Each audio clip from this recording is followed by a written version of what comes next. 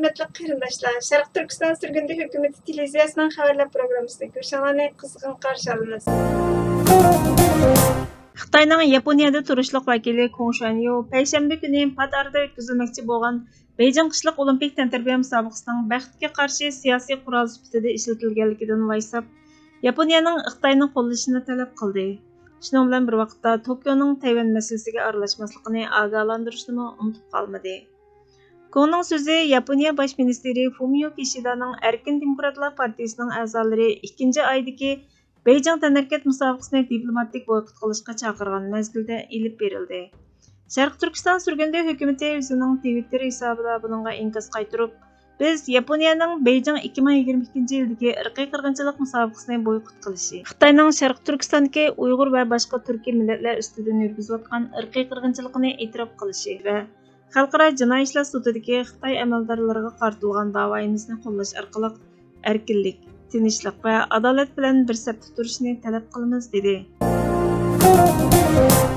Jurnalist va kishilik huquq faoliyatchisi Alexandra Kailios o'zining Bosh guvochi nomli kitobi bilan xalqarada tanilgan bo'lib, bu kitobi orqali Sharq Turkistonlik lager shoidi Sayragul Savitbayning ovozi bo'lgan edi. Alexandraning Sayragul Savitbay bilan birlikda yozgan Xitoy xotirasi nomli ikkinchi kitobi nashrdan chiqdi. Dehqonlarga Qahrton qish jurnalining bu yozuvchi xonim bilan o'tkazgan ziyaratidan bir qismini sunamiz. Ko'p yillardan buyon kishilik huquq dafsanchiligi to'g'risida oz bo'lmagan asarlarni yozgan avtor bo'lish sifatingiz bilan dunyodagi nurg'un kishining aqli yetmaydigan rayimsizliklarni bayon qildingiz. Xitoyning qilmishida sizga bakrak ta'sir qilgani nima deb so'ralganda yozuvchi xonim mundaq javob bergan.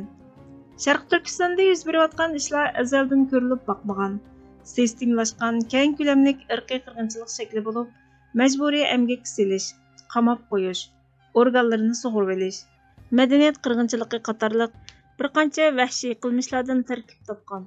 Shuning bilan bir vaqtda intayin pul topadigan soda, kishilik huquq advokati Daud Manus buni mundaq dedi. Xitoy qilayotgan razillikning dunyoda misli yo'q. Xitoy Kompartiyasi Tibet, Ichki Mong'oliya, Hong Kong, Qozog'iston qatorliq qo'shni davlatlarda bu razillikni davom qilib, Tayvanga tahdid solmoqda. Navbat kimga keldi? Kitobingizda Xitoyga qanday zarba berish chorasini o'tirg'a qo'yibsiz. Demokratiyamizni qo'g'dab qilish uchun nurg'un tadbirlar bor. Qisqasi bu odatdagidek sodani oxirlashtirish demakdir. Qaror chiqarish demakdir. Jumladan mustabid hokimiyatning pulning quli bo'lishini qaror qilib, Xalqaro Olimpik komitetining raisi Thomas Bachning Beijingdagi irqiy qirg'inchilik o'yinini qo'llaganligi va Pongshuayning arziga sal qarag'andikiga o'xshash taslimiyatchi bo'lsangizmi bo'ladi yoki Beijingning cheklamasini nazardan saqit qilgan va Tayvanga o'xshash demokratik sheriklarini qo'g'lagan Litviyaga o'xshash qonun va qimmat qarashimizda ching turishni qaror qilsangizmi bo'ladi. Boshqa davlatlar buni ulgu ilib jasorat ko'rsatganlar andan o'zgarish paydo bo'ladi. Sharq Turkiston Milliy Uyg'onish harakati Xitoy Sharq Turkistondagi Uyg'ur, Qozoq qatorliq turkiy millat ayollariga qarata omilisini majburiy tushirib o'tish, tuxmas qilib o'tish, bosqinchilik, jinsiy parokandachilik, psixik besim qilish, oilasi va bolalaridan majburiy ayirib o'tish, jismoniy jihatda qiynash, qo'l emgigi va organlarini yig'ib olish qatorliq chekidan oshgan qiynash usullarini qo'llanmoqda dedi. Xitoy davlatining demokratiylashishi uchun o'rtaq harakat olib berish ko'rinishda normal bir ahvolda qilsa-mu, tegi-taktidan olib aytganda yanada Xitoy xalqining manfaati uchun foydali, Sharq Turkiston xalqining manfaati uchun foydasiz urinishdan iborat. Bundaq deyishimning sababi shuki, Xitoy demokratchilarining to'rbitida eskartilishicha, Xitoy va Uyg'urdan iborat ikki millat birlikda Xitoy davlatining demokratiyalashishi uchun kurash qilamiz. Faqat Xitoy davlatining demokratiyalashishi uchunla. Bu shuni yana bir qatam isbotlaydiki, Sharq Turkiston xalqi haqiqatan oq ko'ngil xalq. Demismi, ular o'zlarining siyosiy masalasini bir yoqqa qayirib qo'yib, boshqa xalqlarning siyosiy masalalari uchun kurash qila oladi. Aslida gapimizning obyekti bo'lgan bu dastlabki qadamdagi Xitoy-Uyg'ur birlik sepi faqat Xitoy davlatining demokratiyalashishi uchunla emas. Uning bilan birga yana Sharq Turkistonning milliy mustaqilligi uchunmi birlikda kurash qilishni o'zlarining shuar qilishi kerak edi. Acaba Sharq Turkistonliklar Xitoyning demokratiyalashishiga ko'ngil bo'ladigan-u, nimishqa Xitoylar Sharq Turkistonning milliy mustaqilligiga ko'ngil bo'lmasin? Birlik sep degan mana mushundaq bo'lmamdi. Bo'pti. Sharq Turkistonning milliy mustaqilligi deyolmasin.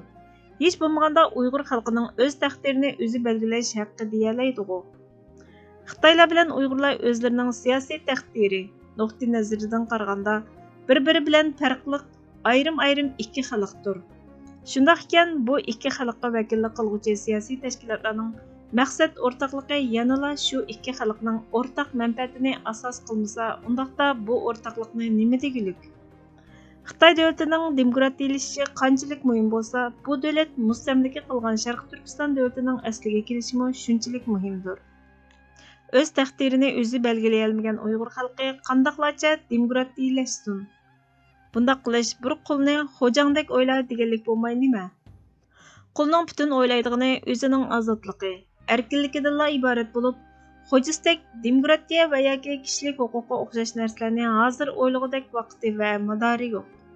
Qulning bundaq psixikasini tushunmaydigan vakilni faqatla ikki xil sifatlashga bo'ladi. Biri maqsadni tushunmaslik, yana biri maqsadni qasddan burmalash.